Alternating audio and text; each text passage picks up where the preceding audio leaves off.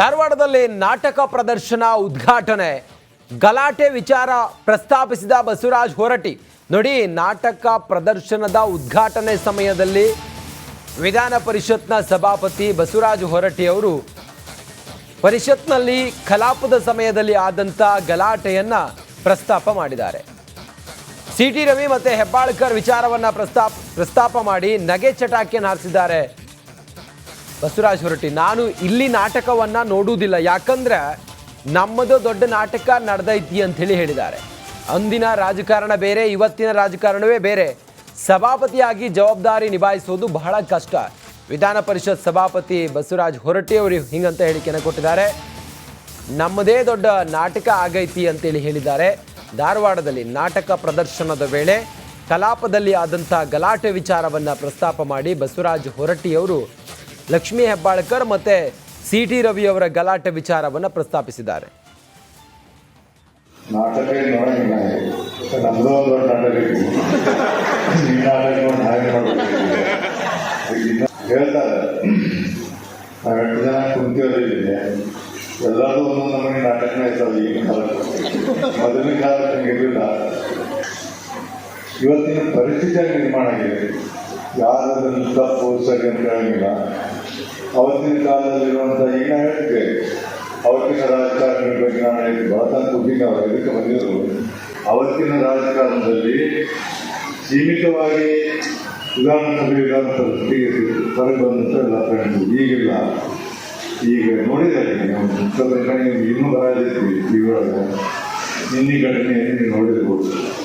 ಸಭಾಪತಿಯಾಗಿ ಆ ಜವಾಬ್ದಾರಿ ನಿಭಾಯಿಸಬೇಕಂದ್ರೆ ಎಲ್ಲಿಲ್ಲದ ಒತ್ತಡ, ಎಲ್ಲಿಲ್ಲದಂಥ ತೊಂದರೆ, ಆ ತೊಂದರೆಗಳನ್ನ ಅನುಭವಿಸುವಂಥ ಪರಿಸ್ಥಿತಿ ನಿರ್ಮಾಣ ಆಗಿದೆ. ನಾನು ಹೇಳಿದೆ ನಿನ್ನೆ, ಸಭಾಪತಿ ಆದ ನಂತರ 80% ಬೆಳಗ್ಗೆ ಕೂತ್ಕೊಳ್ಳೋದಪ್ಪ ಅಂತ ಹೇಳಿದಾಗ ವಿಚಾರ ರಾತ್ರಿ ಎಲ್ಲಿ ವಿಚಾರ ಮಾಡಿ. ಯಾಕಂದರೆ ಏನಾದರೂ ಒಂದು ತೀರ್ಮಾನವನ್ನು ನಾವು ಕೊಡಬೇಕಾದ್ರೆ ಆ ತೀರ್ಮಾನ ಇತಿಹಾಸದ ನಾಟಕ ನೋಡಂಗಿಲ್ಲ. ನಮ್ದು ಒಂದು ದೊಡ್ಡ ನಾಟಕ ಈ ನಾಟಕವನ್ನು ಹಾಗೆ ಮಾಡಬೇಕು. ಧಾರವಾಡದಲ್ಲಿ ನಾಟಕ ಪ್ರದರ್ಶನ ಉದ್ಘಾಟನೆ ಗಲಾಟೆ ವಿಚಾರ ಪ್ರಸ್ತಾಪಿಸಿದ ಬಸವರಾಜ ಹೊರಟ್ಟಿ. ನೋಡಿ, ನಾಟಕ ಪ್ರದರ್ಶನದ ಉದ್ಘಾಟನೆ ಸಮಯದಲ್ಲಿ ವಿಧಾನ ಪರಿಷತ್ನ ಸಭಾಪತಿ ಬಸವರಾಜ ಹೊರಟ್ಟಿ ಅವರು ಪರಿಷತ್ನಲ್ಲಿ ಕಲಾಪದ ಸಮಯದಲ್ಲಿ ಆದಂಥ ಗಲಾಟೆಯನ್ನ ಪ್ರಸ್ತಾಪ ಮಾಡಿದ್ದಾರೆ.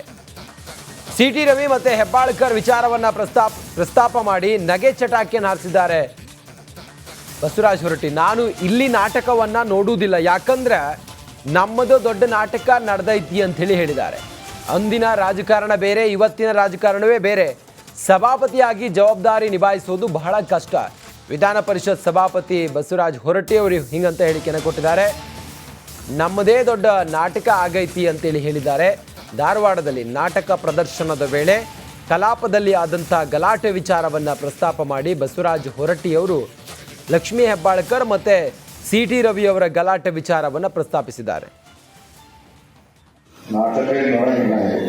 ನಮ್ದು ಒಂದು ದೊಡ್ಡ ನಾಟಕ ಈ ನಾಟಕವನ್ನು ಹಾಗೆ ಮಾಡಬೇಕು.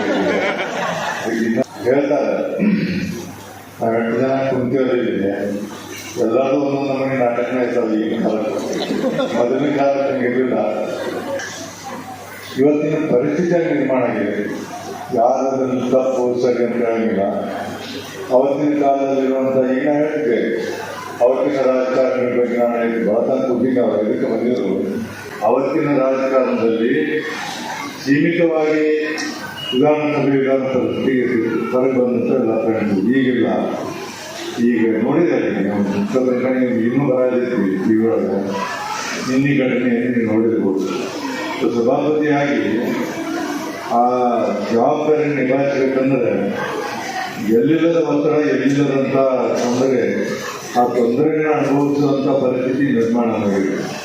ನಾನು ಹೇಳಿದೆ ನಿನ್ನೆ, ಸಭಾಪತಿ ಆದ ನಂತರ 80% ಬೆಳಗ್ಗೆ ಕೂತ್ಕೊಳ್ಳೋದಪ್ಪ ಅಂತ ಹೇಳಿದಾಗ ವಿಚಾರ ರಾತ್ರಿ ಎಲ್ಲಿ ವಿಚಾರ ಮಾಡಿ. ಯಾಕಂದರೆ ಏನಾದರೂ ಒಂದು ತೀರ್ಮಾನವನ್ನು ನಾವು ಕೊಡಬೇಕಾದ್ರೆ ಆ ತೀರ್ಮಾನ ಇತಿಹಾಸದ ನಾಟಕ ನೋಡಂಗಿಲ್ಲ.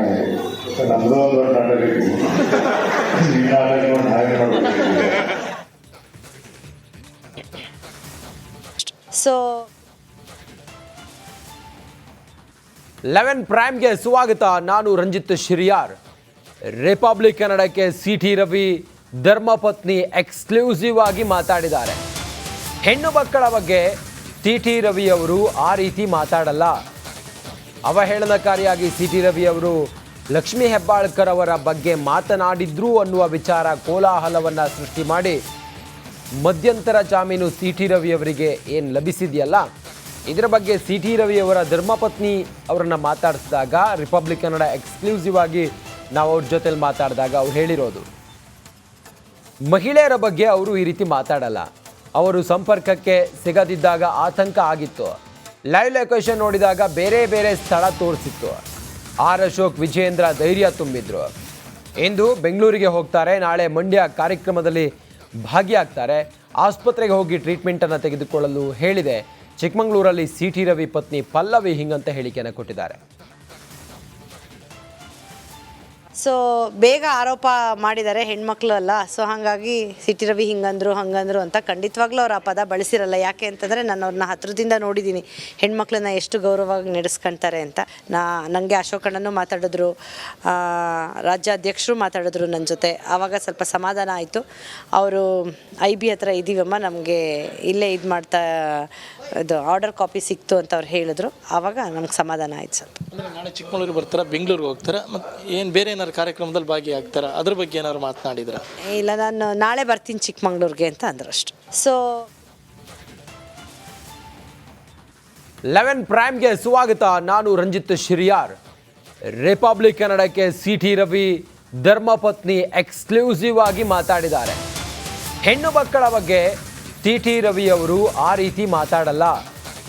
ಅವಹೇಳನಕಾರಿಯಾಗಿ ಸಿಟಿ ರವಿ ಅವರು ಲಕ್ಷ್ಮೀ ಹೆಬ್ಬಾಳ್ಕರ್ ಅವರ ಬಗ್ಗೆ ಮಾತನಾಡಿದ್ರು ಅನ್ನುವ ವಿಚಾರ ಕೋಲಾಹಲವನ್ನು ಸೃಷ್ಟಿ ಮಾಡಿ ಮಧ್ಯಂತರ ಜಾಮೀನು ಸಿಟಿ ರವಿ ಅವರಿಗೆ ಏನು ಲಭಿಸಿದೆಯಲ್ಲ, ಇದರ ಬಗ್ಗೆ ಸಿಟಿ ರವಿ ಅವರ ಧರ್ಮಪತ್ನಿ ಅವರನ್ನು ಮಾತಾಡಿಸಿದಾಗ ರಿಪಬ್ಲಿಕ್ ಕನ್ನಡ ಎಕ್ಸ್ಕ್ಲೂಸಿವ್ ಆಗಿ ನಾವು ಅವ್ರ ಜೊತೆಲಿ ಮಾತಾಡಿದಾಗ ಅವ್ರು ಹೇಳಿರೋದು, ಮಹಿಳೆಯರ ಬಗ್ಗೆ ಅವರು ಈ ರೀತಿ ಮಾತಾಡಲ್ಲ.